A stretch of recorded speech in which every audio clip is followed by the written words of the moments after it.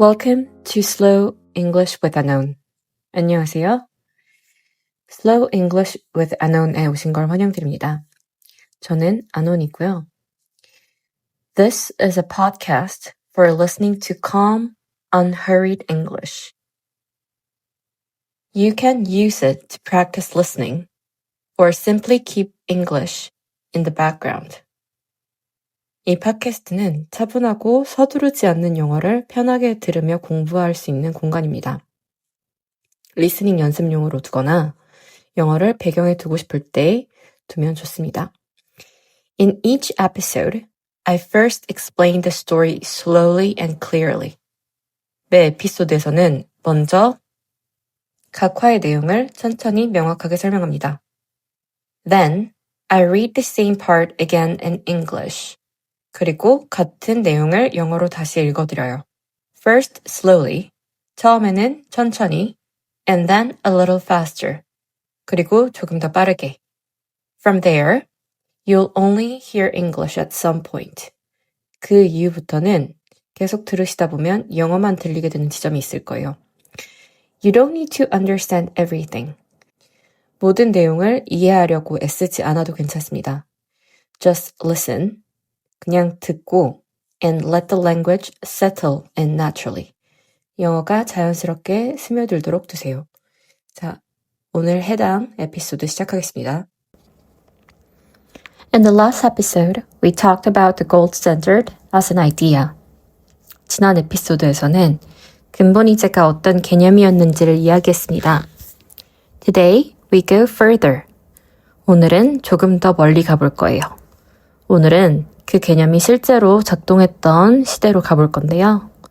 From roughly 1870 to 1914, 1870년대부터 1914년까지, the world lived under what we call the classical gold standard. 그때 당시의 세계는 우리가 현재 고전적 근본이제라고 불리는 체제 아래에 있었습니다. This was not just about money. 이건 단순한 돈 이야기가 아니었고요. It was the rule that tied the world together. 이건 세계를 하나로 묶은 규칙이었습니다. Why do we call it classical though? 근데 왜 고전적, classical이라고 부를까요? Because this was the purest version the gold standard ever had. 왜냐하면 이건 pure, 순수한, 근데 purest, 가장 순수한 version, 가장 순수한 형태, 버전이 근본이제였기 때문입니다. Because this was the purest version the gold standard ever had. Gold was the anchor. 금이 기준, 닻이었고, and almost nothing interfered with it. interfere 하면 방해하다인데요. and almost nothing, 거의 없었다. interfered with it. 그것을 방해하는 것이 금이 기준이었고 그 기준을 방해하는 것이 없었기 때문이었죠. Governments did not promise jobs. 정부는 일자리를 약속하지도 않았고 They did not promise growth. 성장을 약속하지도 않았어요. growth. grow 하면 자라다이죠. growth, G-R-O-W-T-H는 성장입니다. Central banks did not manage the economy. 중앙은행은 경제를 관리하지도 않았고 They followed the rule. 그들은 규칙을 따랐거든요. This was the age of empires. 이 시대는 empire, 제국의 시대였습니다. Railways crossed continents. Railways, 철도는 crossed, 건너고, 잇고, continents, 대륙을.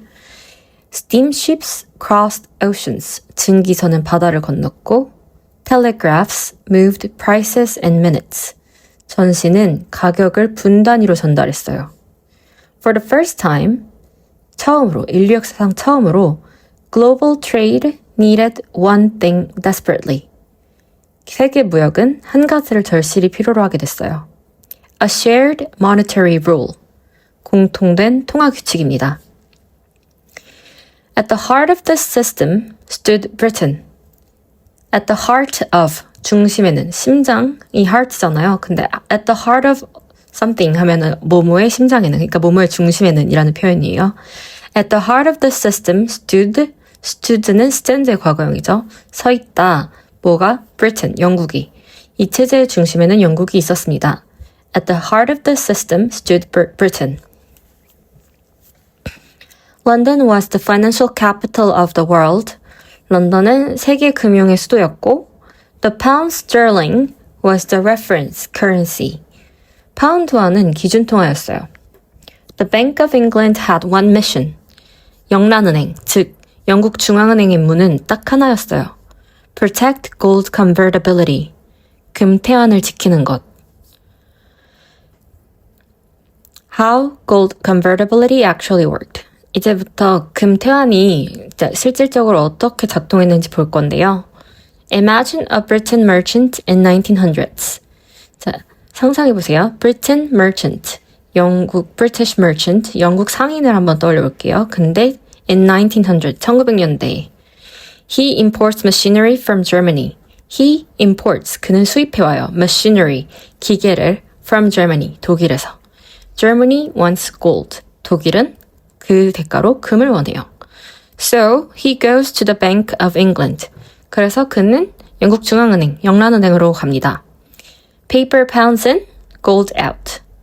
종이돈은 들어가고 금이 이제 나오죠 대신. That is gold convertibility. 이것이 바로 금태환입니다. 자, 그리고 what happens when gold moves? 금이 국가에서 이동하게 되면 어떻게 되는지 볼게요. That gold does not stay in Britain. 이제 이 태환된 금은 영국에 남아있지 않죠. It goes to Germany. 독일로 갑니다. There, banks gain reserves. Credit expands, interest rates fall. 자, 독일에서 banks gain reserves. reserve, 준비금. 자, 은행이 준비금이 늘고 credit, 대출이 expands, 늘고 interest rates, 금리는 fall, 내려갑니다. Factories grow, 공장이 성장하고 confidence rises, 신뢰가 생기죠. Gold moves economic power, 금은 경제적인 힘을 이동시킵니다. And this is why Britain reacts. 그래서 이제 영국이 반응을 하는데요.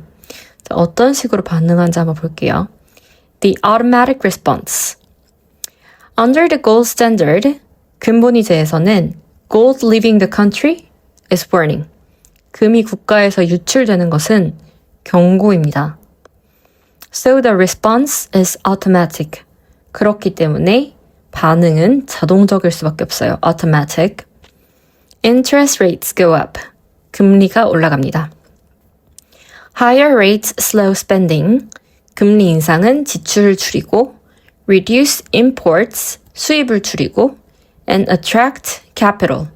자본을 끌어옵니다. No meetings, no stimulus. 회의도 없고 부양책도 없어요. Just rules, 규칙뿐이 없어요.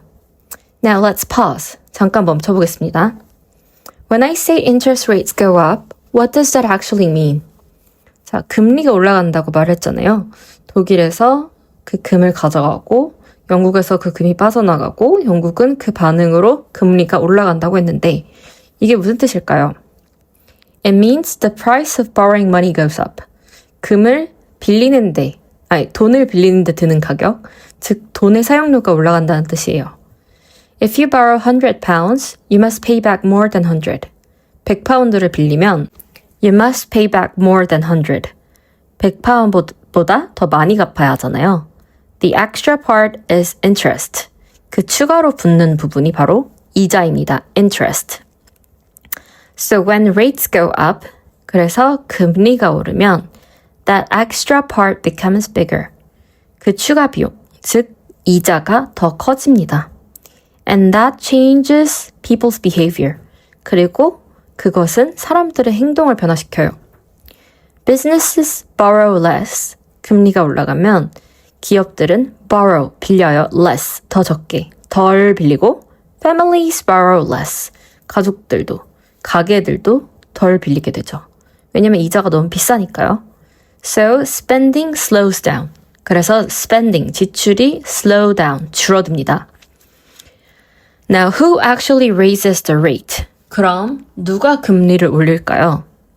자, in this period, 이 시기에는 it was the central bank, 중앙은행. In Britain, a Bank of England.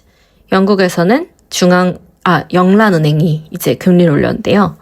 Not by making a speech, 공지를 줘서 올리는 게 아니라 by changing one key number.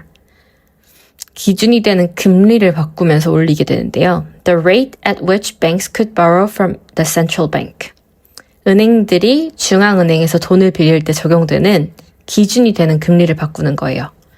그러니까 다시 쉽게 생각해보면 think of it as the base price of money. 돈의 기본 가격표라고 생각하시면 됩니다. When that base prices go up, 만약에 돈을 사용하는데 가격표가 올라가게 되면 commercial banks, 시중은행들도 raise their own rates too. 시중은행들도 자신들의 금리를 올리겠죠. Loans become more expensive. 그럼 대출이 더 비싸질 거예요. And even government bond yields tend to rise. 그러면 국채 금리 시장 같은 시장 금리도 대체로 같이 올라가게 돼요. So one move at the center, 그래서 중앙에서 한 번 움직이게 되면 spread through the whole economy. 그 영향이 경제 전체로 번지는 거죠. And that is exactly what the gold standard wanted. 그리고 이게 바로 근본이제가 원하는 효과예요. Because less borrowing and less spending means fewer imports. 왜냐하면 덜 빌리고 덜 쓰면 수입이 줄어들게 되잖아요. And fewer imports means less gold has to leave the country. 수입이 줄면 해외로 결제할 금도 덜 나가게 되니까요. At the same time, higher rates work like a magnet. 동시에 금리 인상은 like a magnet, 자석처럼 작동합니다. It tells global investors, 이게 이런 현상이 나타나면 마치 전 세계 투자자들한테 이렇게 말하는 것과 같아요. Put your money here. 여기에 돈을 투자하면 you will earn more. 돈을 더 벌 수 있어요. So, capital flows in. 그래서 자본이 흘러 들어오게 돼 있어요.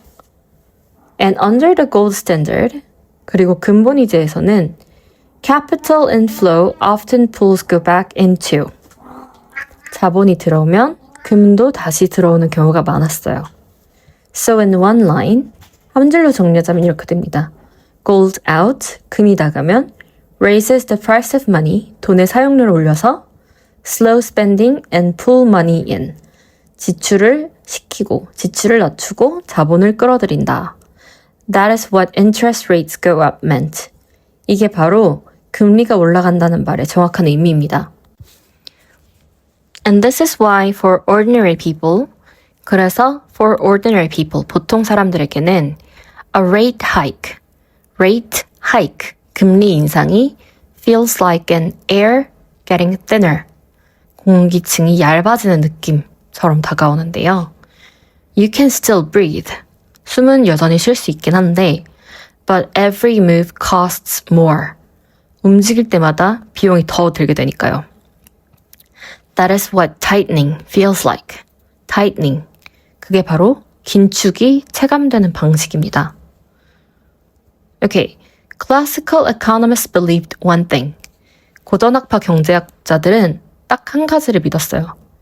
If money grows too fast, prices rise. 돈이 너무 빨리 늘게 되면 물가가 오른다. If money is tight, prices fall. 돈이 부족하면 물가는 내려간다.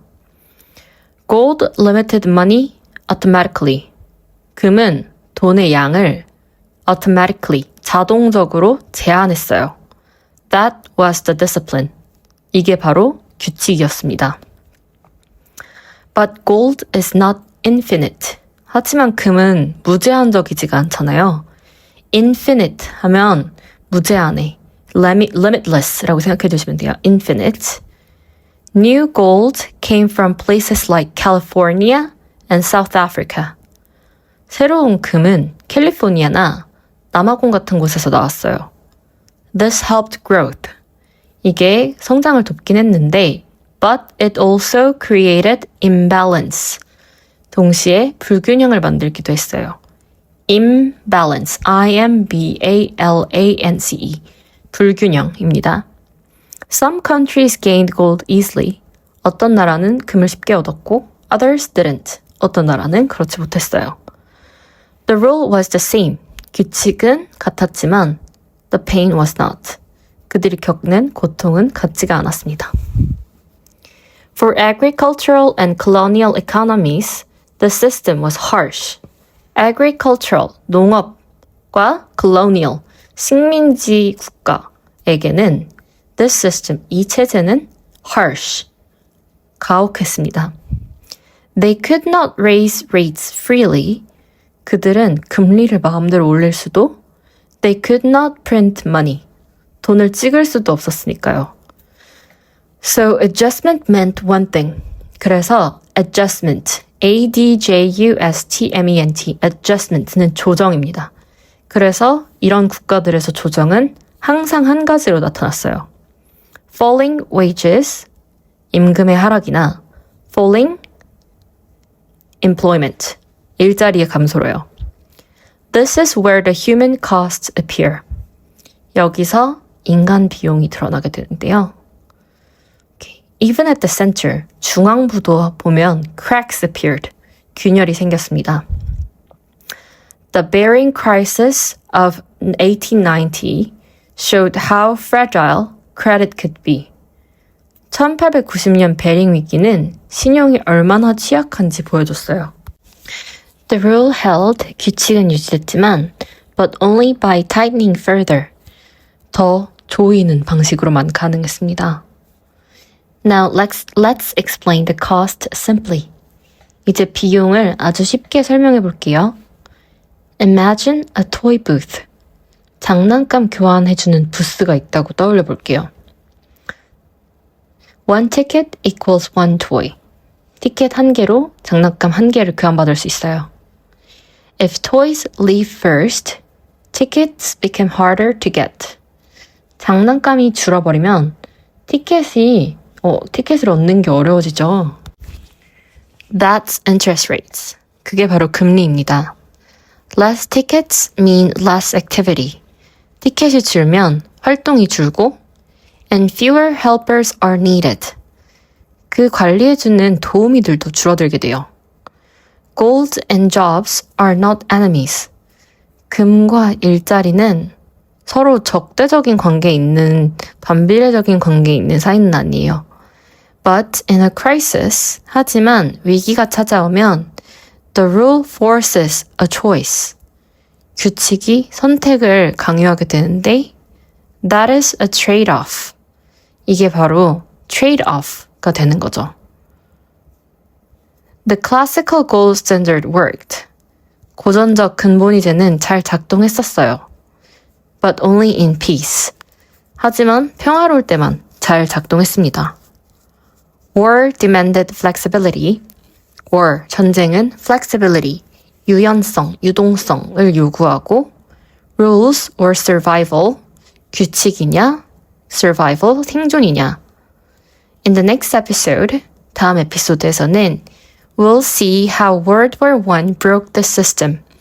1차 세계대전이 이 근본이제라는 체제를 어떻게 무너뜨리게 됐는지 볼 거예요. Keynes warned, 케인스가 이렇게 경고했었어요. This is not discipline, it was cruelty. 이건 규율이 아니라 잔혹함이었다고. The gold standard did not fail because it was wrong. 근본이제는 제도가 잘못돼서 무너진 게 아니에요. It failed because the world outgrew the rule. 세상이 그 규칙을 감당할 수 없을 만큼 커져버렸기 때문에 무너졌던 것뿐이죠. I was Anon, and from Slow English with Anon, and I'll see you in the next episode.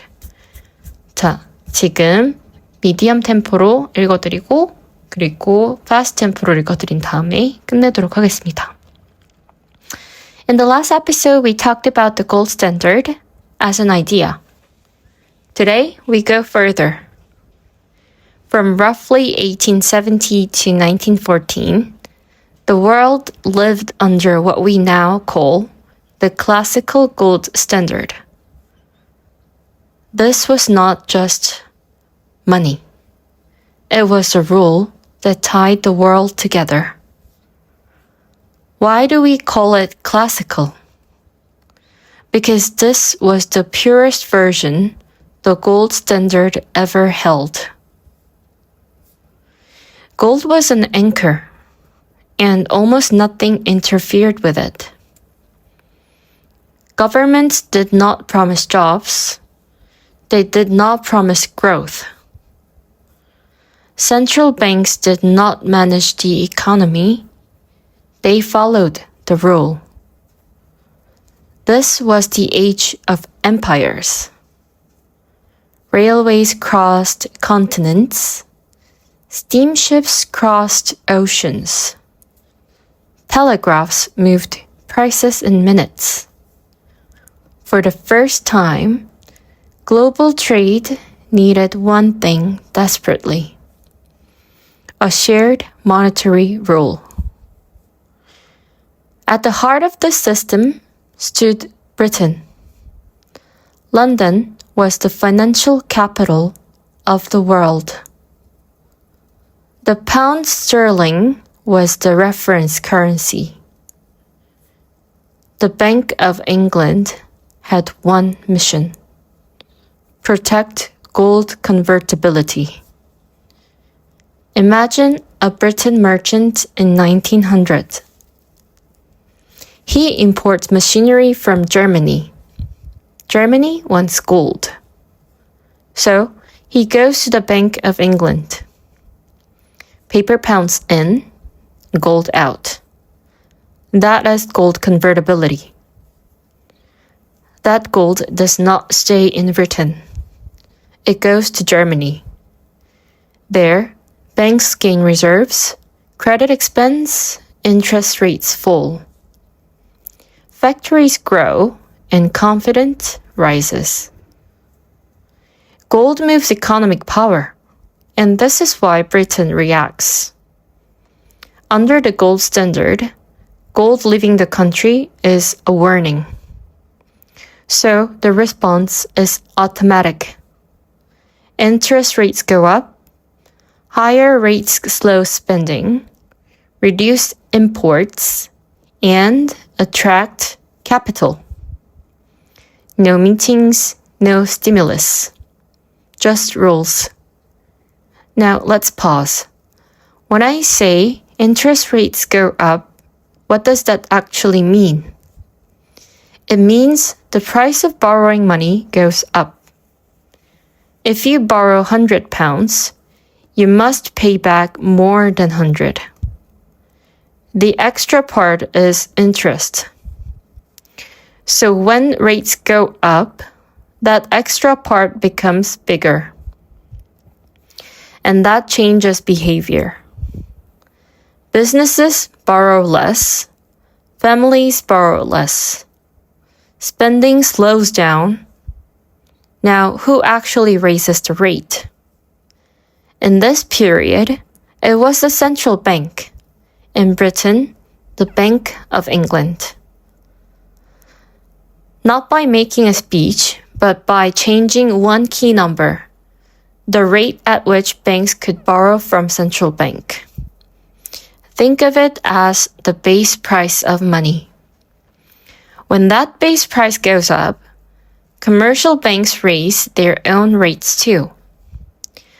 Loans become more expensive, and even government bond yields tend to rise. So one move at the center spreads through the whole economy. And that is exactly what the gold standard wanted. Because less borrowing and less spending means fewer imports.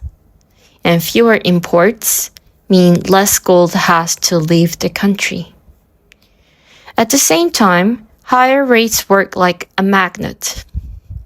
It tells global investors, put your money here, you'll earn more. So capital flows in. And under the gold standard, capital inflow often pulls gold back in too. So in one line, gold goes out, it raises the price of money, and slow spending and pull money in. That is what interest rates go up mean. And this is why for ordinary people, a rate hike feels like the air getting thinner. You can still breathe, but every move costs more. That is what tightening feels like. Classical economists believed one thing. If money grows too fast, prices rise. If money is tight, prices fall. Gold limited money automatically. That was the discipline. But gold is not infinite. New gold came from places like California and South Africa. This helped growth, but it also created imbalance. Some countries gained gold easily, others didn't. The rule was the same. The pain was not. For agricultural and colonial economies, this system was harsh. They could not raise rates freely. They could not print money. So adjustment meant one thing. Falling wages, falling employment. This is where the human cost appears. Even at the center, cracks appeared as well. The Bearing crisis of 1890 show how fragile credit could be. The rule held, but only by tightening further. Now let's explain the cost very simply. Imagine a toy booth. One ticket equals one toy. If toys leave fast, tickets become harder to get. That's the interest rates. Less tickets mean less activity, and fewer helpers are needed. Golden jobs are not enemies, but in a crisis, the rule forces a choice. That is a trade-off. The classical gold standard worked, but only in peace. War demands flexibility, rules, or survival. In the next episode, we'll see how World War I broke this system. Keynes warned this was not discipline. It was cruelty. The gold standard did not fail because it was wrong. It failed because the world outgrew the rule. I was Anon from Slow English with Anon. I'll see you in the next episode. Okay, now we're gonna go with the full speed. In the last episode, we talked about the gold standard as an idea. Today, we go further. From roughly 1870 to 1914, the world lived under what we call the classical gold standard. This was not just money. It was a rule that tied the world around. Why do we call it classical, though? Because this was the purest version the gold standard ever had. Gold was an anchor, and almost nothing interfered with it. Government did not promise jobs. They did not promise growth. Central banks did not manage the economy. They followed the rule. This was the age of empires. Railways crossed continents, steamships crossed oceans, telegraphs moved prices in minutes. For the first time, global trade needed one thing desperately: a shared monetary rule. At the heart of this system stood Britain. London was the financial capital of the world. The pound sterling was the reference currency. The Bank of England had one mission: protect gold convertibility. Imagine a Briton merchant in 1900. He imports machinery from Germany. Germany wants gold. So he goes to Bank of England. Paper pounds in, gold out. That is the gold convertibility. That gold does not stay in Britain. It goes to Germany. Their banks gain reserves. Credit expense, interest rates fall. Factories grow, confidence rises. Gold moves economic power. And this is why Britain reacts. Under the gold standard, gold leaving the country is a warning. So the response is automatic. Interest rates go up. Higher rates slow spending. reduce imports, and attract capital. No meetings, no stimulus. Just rules. Now let's pause. When I say interest rate go up, what does that actually mean? It means the price of borrowing money goes up. If you borrow £100, you must pay back more than 100. The extra part is interest. So when the rate goes up, that extra part becomes bigger. And that changes behavior. Businesses borrow less, families borrow less, spending slows down. Now who actually raises the rate? In this period, it was a central bank, in Britain, the Bank of England. Not by making a speech, by changing one key number, the rate in which banks could borrow from the central bank. Think of it as the base price of money. When the base price goes up, commercial banks raise their own rates too. Loans become more expensive, and even government bond yields tend to rise. So one move at the center spreads through the whole economy. And that is exactly what the gold standard wanted. Because less borrowing and less spending means fewer imports, and fewer imports mean less gold has to leave the country. And at the same time, higher rates work like a magnet. It tells the global investor, put your money here, you'll earn more. So capital flows in. And under the gold standard, capital inflow often pulls gold back in too. So in one line, gold out raises the price of the money, slow spending and pull money in. That is what interest rates go up meant. And this is why for ordinary people, a rate hike feels like the air getting thinner. You can still breathe, but every move costs more. That is what tightening feels like. Classical economists believed one thing. If money grows out too fast, prices rise. If money is tight, prices fall. Gold limited money automatically.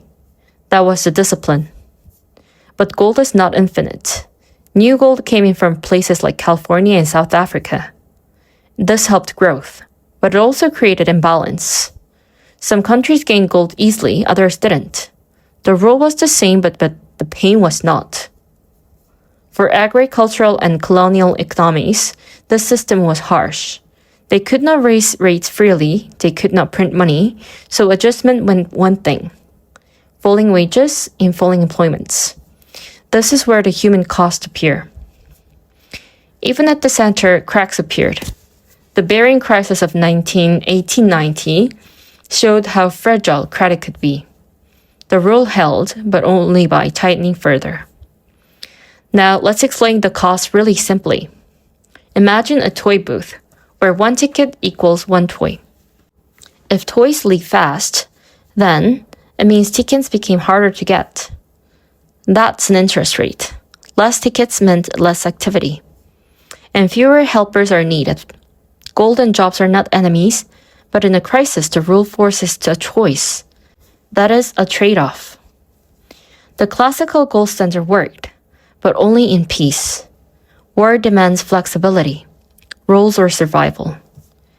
In the next episode, we'll see how World War I broke this system. Keynes warned this was not discipline, it was cruelty. The gold standard did not fail because it was strong. It failed because the world outgrew the rule. I was Anon from Slow English with Anon. I'll see you in the next episode.